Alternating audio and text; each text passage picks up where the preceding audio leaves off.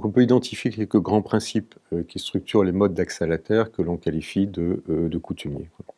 Ces grands principes prennent corps, s'ancrent dans des réalités qui sont extrêmement variées en termes d'environnement, de mode d'exploitation du milieu, de normes sociales, d'économie, d'intervention de l'État, etc. Pour autant, effectivement, ils perdurent souvent au travers de profondes transformations qu'ont connues les sociétés rurales africaines depuis plusieurs siècles, en termes de démographie, en termes d'environnement, en termes de société, en termes d'économie, en termes de politique. Et ces principes perdurent parce que justement, ils sont extrêmement souples et que les régulations coutumières sont loin de l'application stricte d'un modèle figé, de règles figées. C'est au contraire des arbitrages permanents entre des grands principes de justice, des valeurs et des réalités concrètes. Et c'est ça qui fait que les régulations coutumières, contrairement à ce qu'on pense souvent, sont extrêmement flexibles, adaptables à des contextes changeants. Et si elles perdurent, c'est aussi que, à travers tous ces changements et à travers un siècle d'intervention de l'État, les sociétés rurales ne sont pas, ou que partiellement, devenues des sociétés individualistes.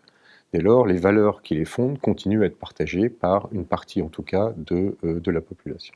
C'est du fait de cette grande adaptabilité que l'on parle souvent de régulation néo-coutumière et pas coutumière seulement, pour insister sur sa caractère nouveau, innovant, et le fait que les régulations coutumières d'aujourd'hui sont contemporaines, adaptées aux enjeux du moment, et ne sont pas le reliquat de règles anciennes, traditionnelles, qui seraient figées et ancrées dans la tradition.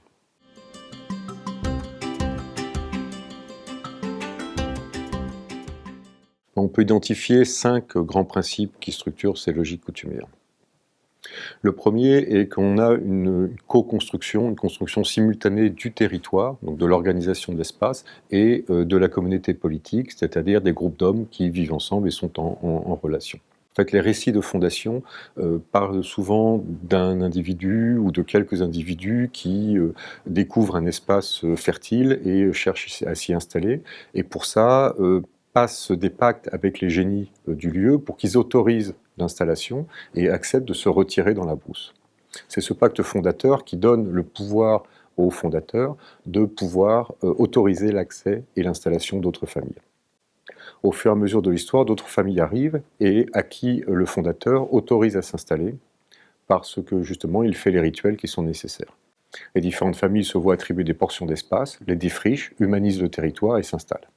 À partir du moment où ils ont transformé un espace sauvage en territoire humanisé, ils sont considérés comme autochtones, c'est-à-dire littéralement fils sortis de la terre, fils de la terre. Au bout d'un certain temps, les nouveaux groupes qui demandent à s'installer n'ont plus d'espace libre nouveau à défricher et doivent être accueillis par des autochtones déjà installés sur des friches, sur des terrains qui ont déjà, il y a peut-être plusieurs dizaines d'années, qui ont déjà été défrichés. Dès lors, effectivement, ils sont considérés comme des étrangers, entre guillemets, parce qu'ils n'ont pas fait cet acte d'humanisation du territoire. Ils ont des droits permanents, personne ne va les chasser une fois qu'ils sont accueillis, mais ils n'ont pas le même statut que les autres. Et plus tard encore, lorsqu'il n'y a plus d'espace, eh bien, les nouveaux arrivants qui demandent de la terre vont avoir des droits courts, des droits de location, des droits de court terme. Et donc, les différentes familles ont des droits différents en fonction du moment où ils sont arrivés et de la place qu'ils ont dans la communauté politique locale. Le deuxième principe est qu'il y a un lien entre les statuts sociaux, la position dans la société et les modes d'accès à la terre. On l'a vu pour les familles, en fonction de l'ordre et des modalités d'arrivée dans le village ou l'espace local, et c'est vrai aussi au sein des familles. Un responsable de lignage ou de famille élargie, un chef de ménage qui exploite les terres du lignage, un jeune non marié, une femme, une fille, une épouse n'ont pas la même position dans l'organisation familiale, n'ont pas la même responsabilité pour assurer sa survie et son développement, et n'ont pas du coup les mêmes droits à la terre et la possibilité qui leur permet de remplir ces responsabilités. L'organisation sociale est très variée, la taille des groupes domestiques, les responsabilités des uns et des autres, mais on a presque partout des groupes familiaux composites où les différents membres des familles ont des droits différents sur la terre en fonction de leur position dans les groupes domestiques. Le troisième principe est que chacun peut avoir accès à la terre pour assurer sa subsistance. Ce principe témoigne de l'importance de la survie et de la survie alimentaire dans les sociétés traditionnelles autrefois, mais elles fondent des principes qui durent encore bien souvent jusqu'à aujourd'hui.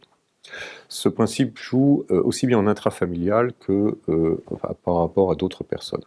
En intrafamilial, c'est le fait que tous les membres de la famille élargie, du lignage, ont droit à assurer leur subsistance de façon autonome.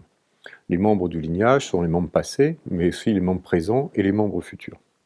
Dès lors, toute personne qui est apparentée a le droit de venir et de demander une parcelle pour cultiver et pouvoir manger, même si c'est un lointain parent éloigné qui a vécu à l'extérieur pendant des décennies. Et du coup, le chef de famille va essayer de trouver une portion de terre pour pouvoir lui octroyer. Ce principe vaut aussi pour les générations futures.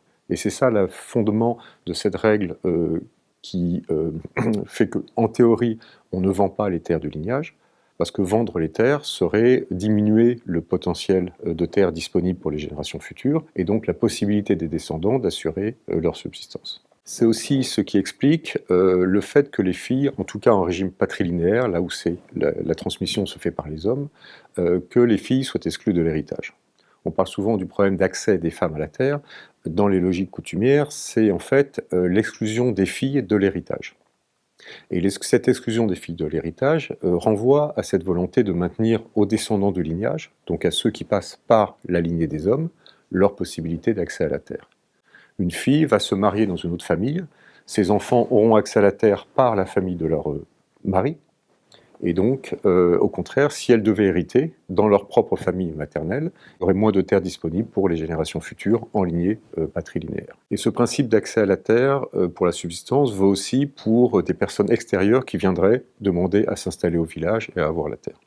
On ne refuse pas la terre pour se nourrir, c'est un proverbe connu, et du coup, en fonction certes de la pression démographique, de disponibilité en terre, si quelqu'un vient demander à s'installer pour pouvoir se nourrir, eh bien, les autorités villageoises et différents lignages autochtones vont essayer de se débrouiller pour trouver une parcelle à lui octroyer.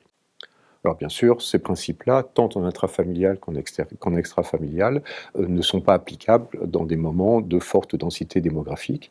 Et il arrive que des lointains cousins ne puissent pas accéder à une terre, même si théoriquement ils y ont droit en tant que membres du lignage, que des étrangers arrivant n'aient droit qu'à des terres limitées en surface et avec des droits plus stricts, parce que simplement le contexte ne le permet plus. Mais c'est ce principe qui explique qu'il y a encore aujourd'hui très peu de paysans sans terre en Afrique.